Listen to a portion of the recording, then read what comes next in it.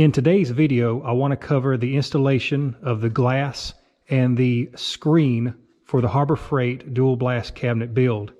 When these cabinets are originally sold, they come with a piece of glass, which I assume is tempered, a piece of plexiglass that goes on top, and then on the inside there's a removable glass protector. They're just expendable.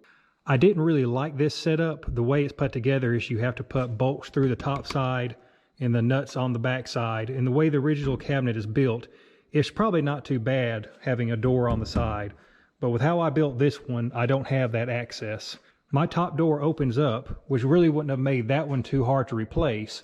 But the one in the back that doesn't open up was going to be a bit more of a challenge. What I decided to do instead of using the bolts and the nuts that came with the kit is to install these rivet nuts.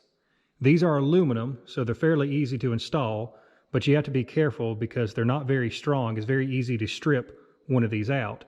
This is the tool that I used to install the rivet nuts. I purchased it off of Amazon, I believe for about $25 or $30. It came with an assortment of rivet nuts, but not as many as I needed. So I purchased this additional assortment to get the ones that I needed. I chose to use an M4 size rivet nut just because that was what was originally included in the kit. I've had pretty poor luck installing the glass into the blast cabinet. Of the two pieces that were originally included, I broke one by accident. I was test fitting the glass before I braced this door, and unfortunately it flexed enough to crack it. Lowe's and Home Depot sells replacement glass, but unfortunately it's not the thickness that I wanted. This that I purchased from Lowe's was a 24 by 36 inch size for about $15, and I had them cut it into 3 pieces. It's thinner than what it needs to be, as when I installed it, it flexed slightly and cracked. I was installing the piece of glass that I got from Lowe's on the back side of the cabinet, on the side that the door doesn't open.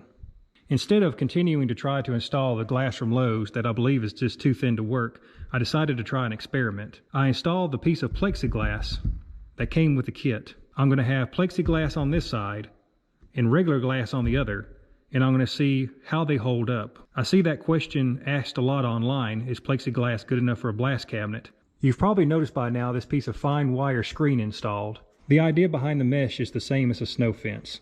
As air travels through the mesh, it has to slow down.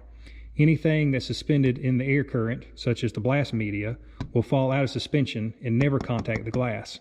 It's an idea that makes sense, but we'll see how it turns out. To install the screens, I took scrap pieces of 1x1 lumber and secured the mesh with staples.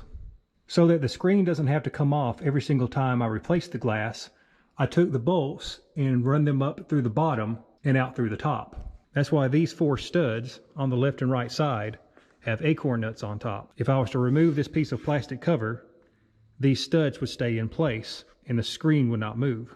It's a very fine stainless steel screen I purchased from Amazon. I had to get 2 sheets of it. One was not wide enough to do both sides. I'll put a link in the description below if you wanted to purchase this.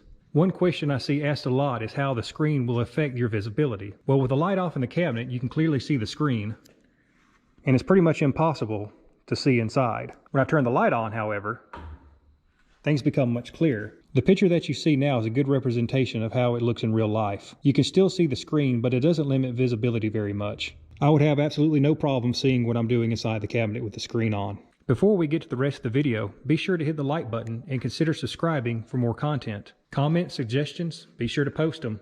And as always, enjoy.